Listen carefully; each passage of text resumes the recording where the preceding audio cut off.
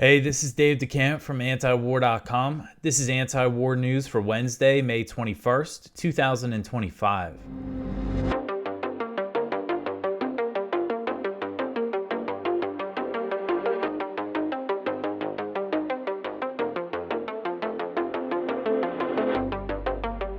All right, the first story at the top of antiwar.com today. Report says Israel is preparing a possible strike on Iran.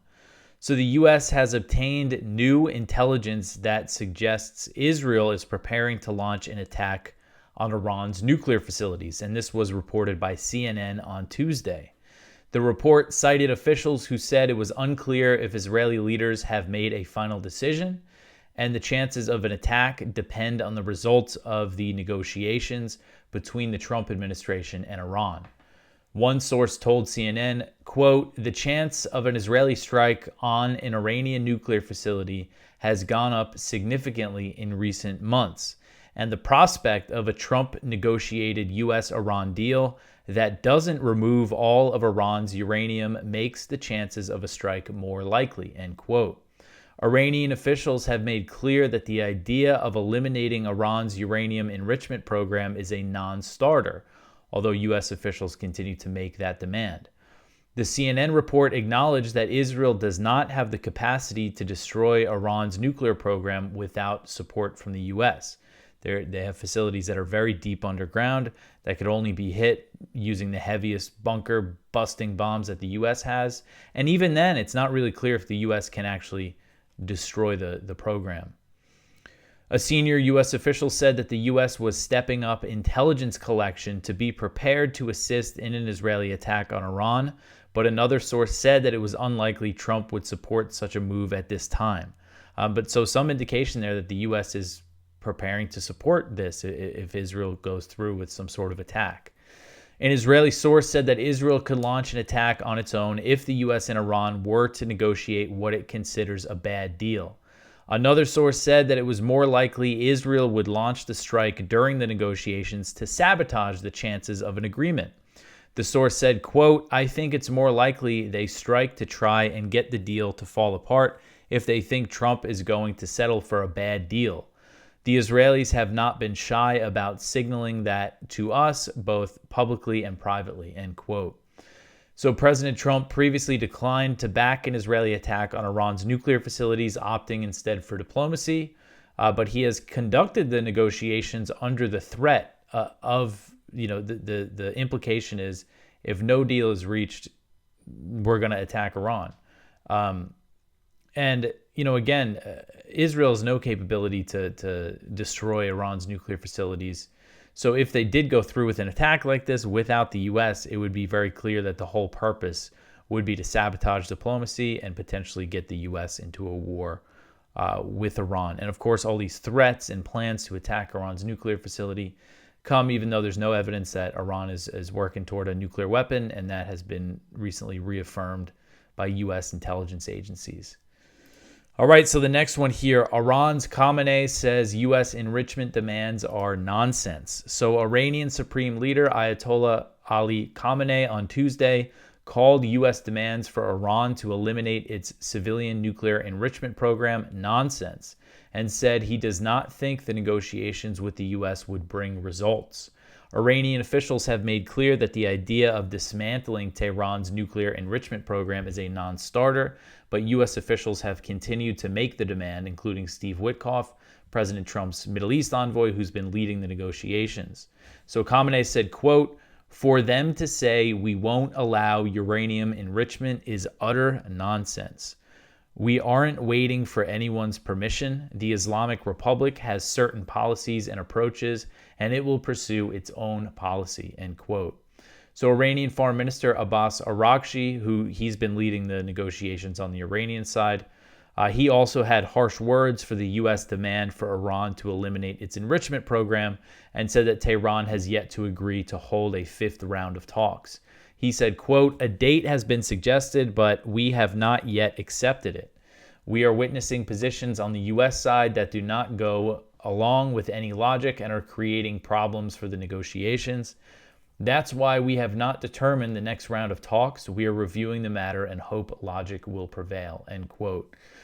So the Trump administration, as we've been covering, is under a lot of pressure from Congress, from virtually every single Republican in Congress to, demand zero enrichment, and essentially they're trying to sabotage the chances of a deal. Things are pretty shaky right now at the moment with these whole negotiations and how they're going to go and the chance of a war here. All right, so the next one here, Israeli attacks kill 87 Palestinians in Gaza over 24 hours. So Gaza's health ministry said on Tuesday that Israeli strikes killed 87 Palestinians and wounded 290 over the previous 24-hour period amid Israel's ramped-up assault on the Palestinian territory. Overnight Israeli attacks included a strike on a school-turned-shelter for displaced Palestinians in Gaza City and the bombing of a home in the same area. This photo here, sorry, I should have warned you. I always fail to do that, but it's of a child who was killed in one of these airstrikes in Khan Yunis in the south. But so in Gaza City, there was the strikes on a school-turned-shelter and a nearby home that killed at least 22 people. And the health ministry said more than half of the victims were women and children. Medics in Gaza told the BBC that during the heavy overnight attacks, 38 Palestinians were killed within just a half-hour period, and one strike hit an abandoned gas station in Nuseirat, central Gaza, that was sheltering displaced Palestinians, and that attack killed 15. Heavy Israeli attacks also hit Khan Yunis, southern Gaza, a day after the IDF ordered the forced evacuation of the area. According to AP, the Nasser hospital in Khan Yunis said that 10 people were killed in the attacks, and photos and videos from the Nasser hospital show children among the dead.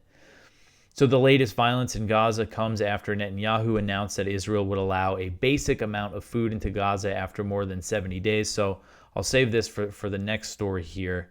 So the slaughter continues, and right now, I was just reading before I started recording that, early Wednesday morning in Gaza, very heavy attacks continue just across the entire strip. Just absolutely horrific what's going on every day. And then the next one here, so the UN says no aid distributed yet in Gaza.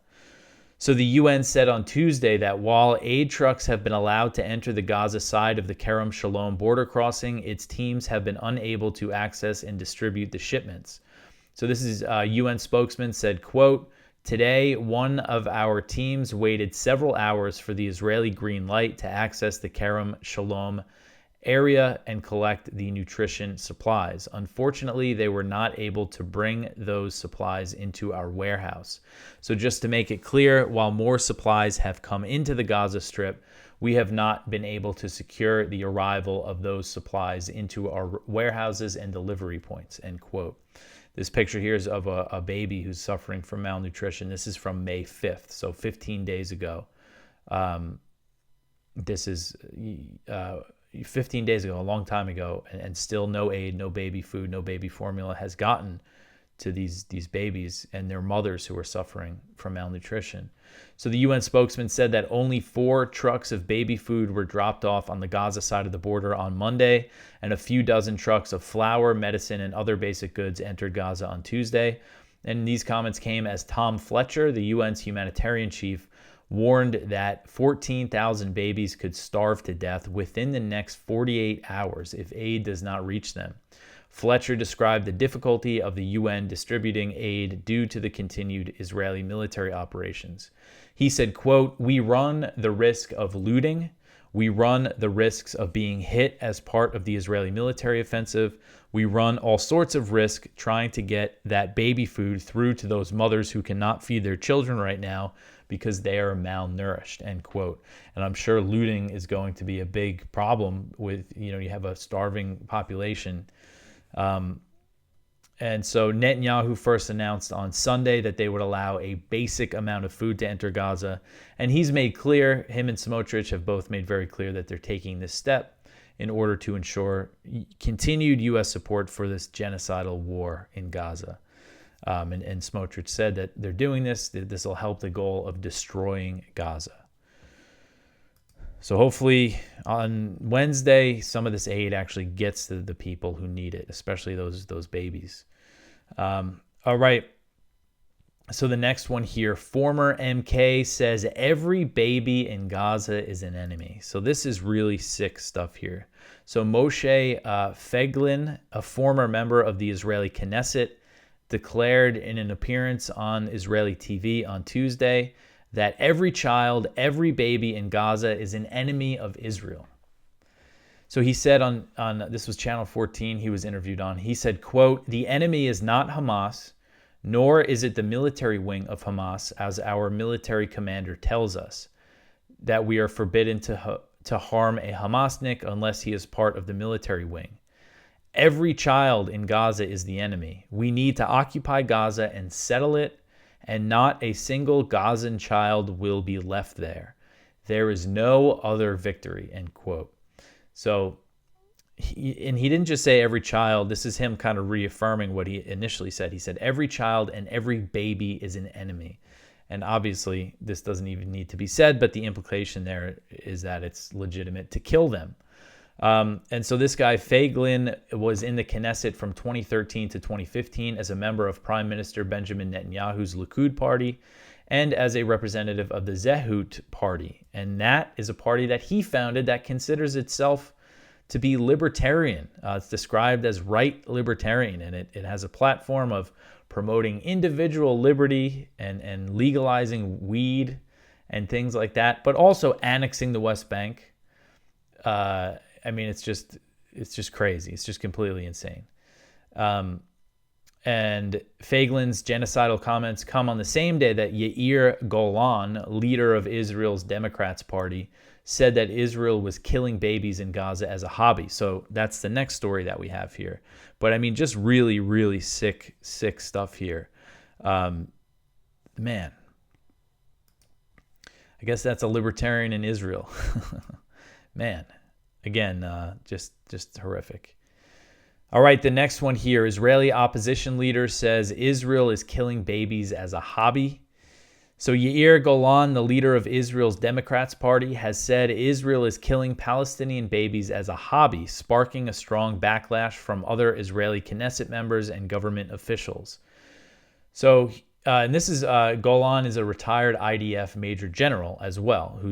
That's who's saying this here. He said, quote, "Israel is on the path to becoming a pariah state among the nations. Like the South Africa of old, if it does not return to behaving like a sane country.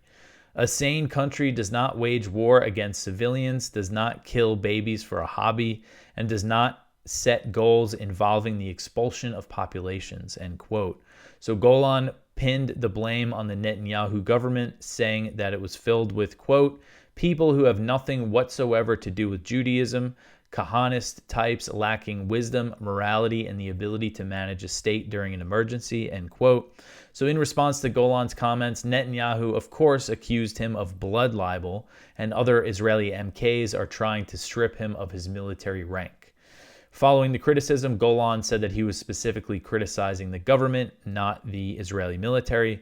He said, quote, "The war is the realization of fantasies of Smotrich and Ben-Gvir, and if we allow these fantasies to become real, we'll become a pariah state," end quote. So Israel's genocidal war on Gaza has taken a huge toll on babies and children, as you're all well aware if you listen to and watch this show.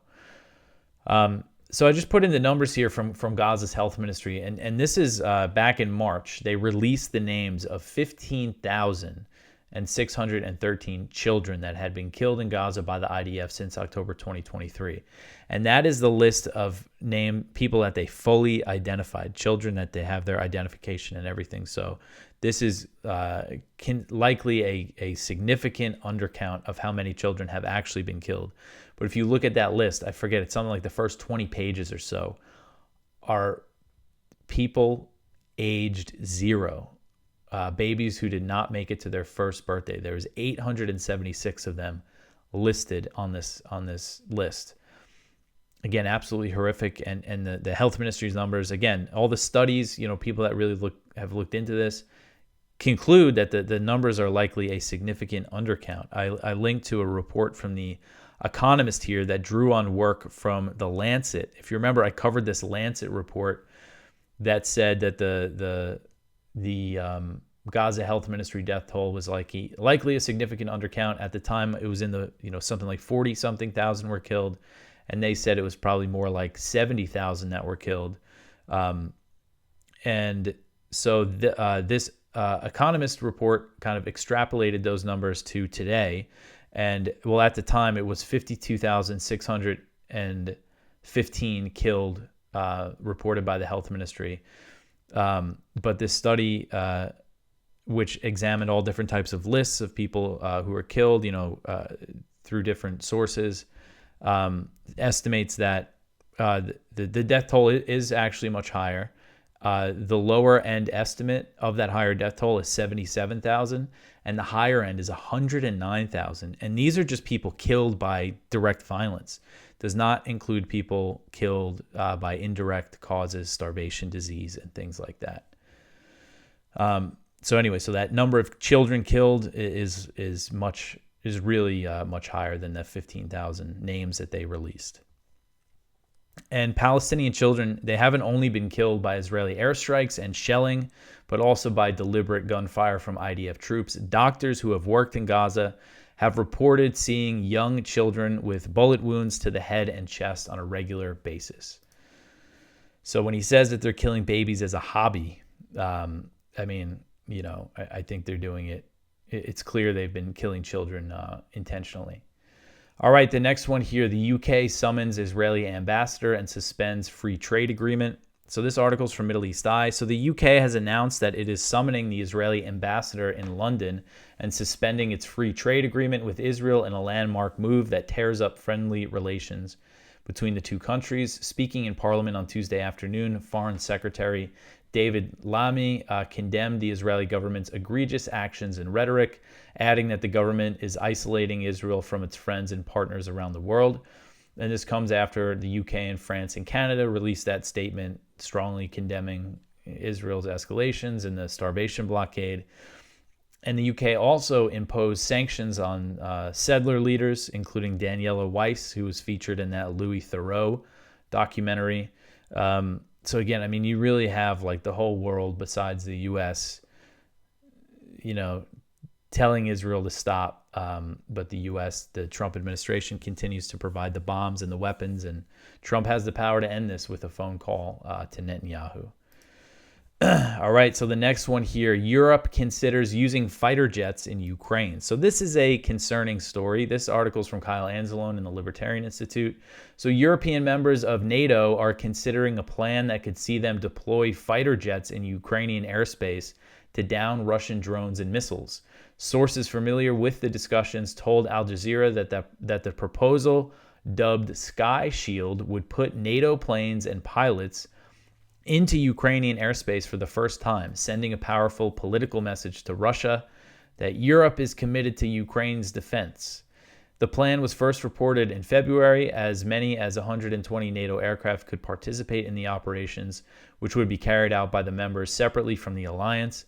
London and Kiev jointly worked up the designs for the mission. While it is intended to be implemented to enforce a future ceasefire, the sources said that it could work that it would operate in combat conditions as well. And U.S. forces will not participate in Sky Shield, according to this report, and it remains unclear which nations would actually do this. The aircraft would be based in Poland and Romania and shoot down missiles along Ukraine's Black Sea coast, which Kiev hopes would free up Ukrainian forces to focus on the front lines. So this is just direct NATO participation in a war with Russia. It's a completely reckless thing to even be considering here. So not a good sign, just for the prospects of a ceasefire deal. The fact that they're even discussing something like this, like Russia would agree to any kind of arrangement like this as part of a peace deal, is just really not a good sign that there's a chance of a deal happening. All right, so the next one here, former U.S. envoy to Ukraine says that ending the war must send the right signal to China. So this is another one from Kyle. So Bridget Brink, who was the U.S. ambassador to Ukraine under Biden, and she was a holdover from the Biden administration. She was Trump's ambassador to Ukraine for a little while.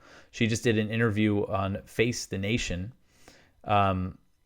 and she recently left and said it was over the spat in the Oval Office between Zelensky and JD Vance and Trump. So she's a huge Russia hawk, and she's saying that the U.S. has to be really tough on Russia, and that any deal to end the Russian invasion must also deter China. She's saying that engaging in these peace talks with Russia right now are a mistake. So she said, quote, "The real question is, how are we going to help end this war? And to do that, it can't be peace at any price. It has to be peace that does things that advance our own interest.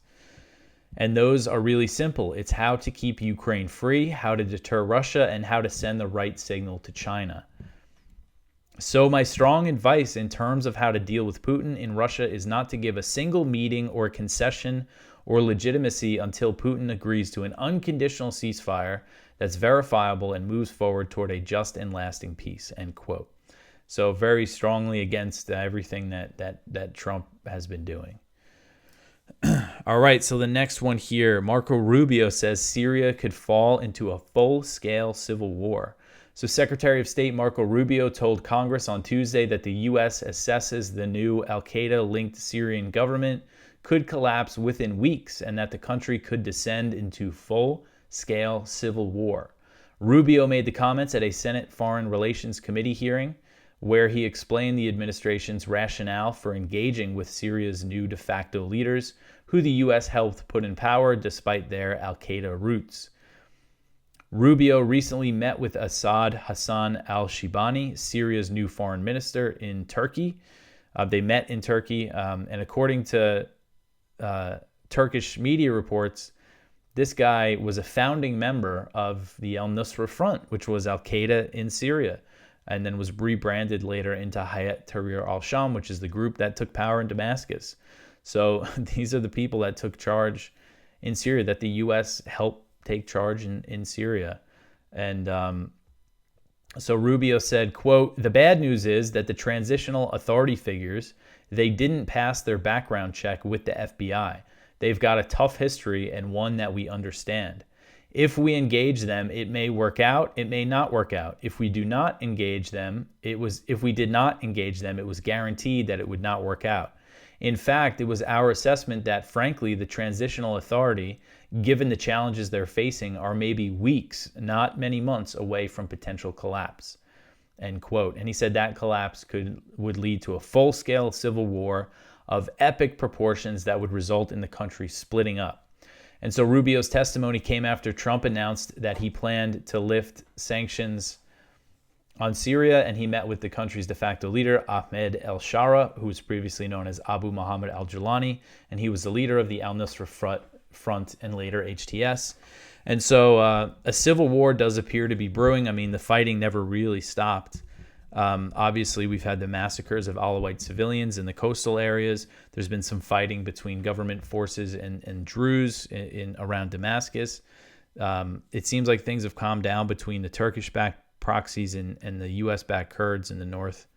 But also, the fighting with ISIS we're seeing now, but both between the SDF and now the HTS forces are launching some operations against ISIS. And then, of course, in the south, you have an invading Israeli force, and Israel's launched a whole bunch of airstrikes. And I think that this is what Israel wants, is this result that Marco Rubio said could happen. The government collapsing and it turning into full-scale civil war and the country being broken up into pieces. The reason why Israel is opposed to letting this new government settle in, it's not because they're al-Qaeda history. It's because they're aligned with Turkey now, and they want to keep Turkey out of central Syria. I mean, I really do think at this point, I think it's hard to argue with the fact that they want to just take more territory, just conquer more territory in southern Syria, and they know like a failed state, that can't threaten them will make that easier for them to do. So anyway, but Rubio, essentially, he's explaining the logic behind engaging with this government. And, ultimately, at the end of the day, what other choice does Trump have? Is he going to try to do another regime change in Syria? I do think lifting sanctions is the right move because they've just hurt the civilians. But, it's just such a mess that the U.S. Helped create in Syria. All right, so the next one here, 1 killed, 9 wounded in an Israeli drone strike in southern Lebanon. So this one's from Jason Ditz. So Israeli drone strikes continue to attack southern Lebanon, with reports that strikes against the town of Mansouri killed 1 person and wounded at least 9, including school children. The main strike targeted a motorcycle near a school in the town. All the wounded people were reported to be civilians. 3 of them are in serious condition after the strike, which fueled panic among teachers and students in the nearby school. The slain person has yet to be officially identified, but the IDF has claimed he was the commander of Hezbollah's forces in the town. Hezbollah has not yet confirmed that they lost any members in the attack. And there was another deadly attack the day before. So there's been a lot of, again, it seems like at this point it's been Israeli airstrikes in Lebanon on a daily basis. All right, so the next one here, Amnesty urges war crimes probe of U.S. bombing of Yemeni migrant jail. So this article is from Brett Wilkins. The human rights group Amnesty International on Monday called for an investigation of an April U.S. airstrike on a migrant detention center in Yemen that killed and wounded more than 100 people as part of a wider bombing campaign targeting the Houthis that has left hundreds of people dead. And this killed more than 60 African migrants, and most of them were Ethiopian. And so essentially this is just a call for an investigation into the strike, and there certainly should be an investigation.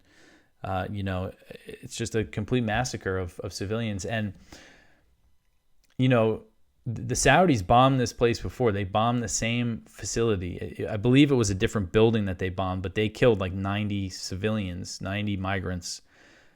So, and that was in 2022. So the U.S. bombing this place again and slaughtering a whole bunch of migrants. I mean, what's the excuse for that? They had to know what happened when the Saudis hit the place.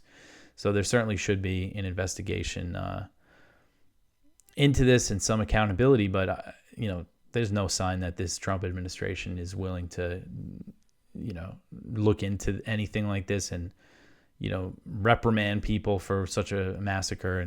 But hopefully there's some kind of investigation that we learn more about how this ended up happening.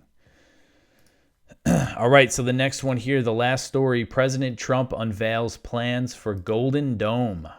Oh, this is the wrong article. I think that's my fault. Let me find it here. Hang on a second.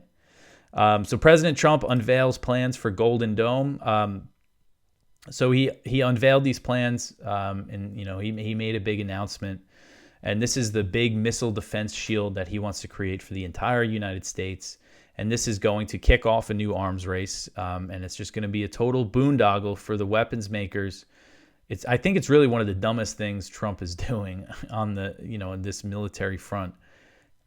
But anyway, we'll get into the criticisms of it. But first, so he's claiming that it will only, I shouldn't say only, he's saying that it'll cost $175 billion and be completed within 3 years. So obviously $175 billion is a huge figure.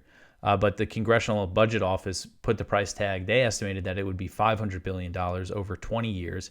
He's claiming it could be done in 3 years, a system to cover the entire United States to protect it from ballistic missiles, hypersonic missiles. I mean, I just don't think that's in the realm of possibility. It sounds completely absurd to me. The idea is to make space-based interceptors that could shoot down the most advanced missiles that in the world, as I mentioned. And Trump said that it was something that President Reagan wanted to do many years ago, referring to the failed Star Wars program. So Trump told reporters in the Oval Office on Tuesday, quote, "Once fully constructed, the Golden Dome will be capable of intercepting missiles, even if they are launched from the other side of the world and even if they are launched from space," end quote. So a Space Force general will be put in charge of the program here.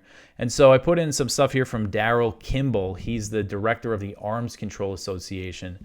And he said in response to this that President Trump was doubling down on a strategic blunder by pursuing the Golden Dome project. He said, quote, "Nuclear and defense strategists have long understood that the development and deployment of strategic missile interceptors is ineffective against determined nuclear-armed adversaries because it could lead them to build more numerous and sophisticated offensive missile systems at a relatively lower cost and more quickly to overwhelm and evade missile defenses, end quote. So, I've seen people say, oh, at least it's missile defense. He's not building, new offensive weapons. But people don't understand the nature of the arms race. If Russia sees the U.S. building this missile defense system that it might be hard to get through, well, they're going to make more missiles that can get through it. And as Kimball says here, like making more missiles and advancing a missile program does come at a lower cost than developing a whole new missile defense shield like the U.S. is doing. So essentially just saying, that they can make a whole bunch of missiles to overwhelm this thing. And Kimball says that Trump's Golden Dome flies in the face of these realities and will cost much more than the $175 billion estimate. He said, quote, if Congress rubber stamps Trump's radical and unrealistic strategic missile defense gambit in full or in part, we should expect the Chinese nuclear arsenal to grow even more substantially and Russia to resist any offensive nuclear reductions, end quote. And there's only one remaining arms control treaty between the U.S. and Russia, the New START treaty, and that is due to expire in 2026, and there's no replacement. And Russia has already said, a Russian official already said in response to Trump signing an executive order directing the Pentagon to pursue this Golden Dome project, that Russia is going to, lift restrictions on its nuclear arsenal, and he even suggested, pulling out of the NPT. So this is a huge arms race. You had Trump. He's been all talk about eliminating nuclear weapons, cutting military spending, but his actions are doing the opposite of that. So that is all the news for today. That was a lot of stuff we went over. Go check out our viewpoints. One from Chris Mott, Which Way Liberal Interventionist. One from David Stockman, Out of Their Minds on Georgia. One from Louis Thoreau, If you are shocked by my film on Israeli settlers, you haven't been paying attention. One from Matthew Petty, When the U.S. military gave people radiation poisoning. And one from Andrew Day at the American Conservative, Cut Israel Off for Its Own Sake. So please go check all that out. You could always support this show just by liking, subscribing, commenting, telling your friends about it, sharing antiwar.com, sharing our articles, and follow us on social media and all that stuff. I will be back tomorrow with some more news for you. Thanks for listening.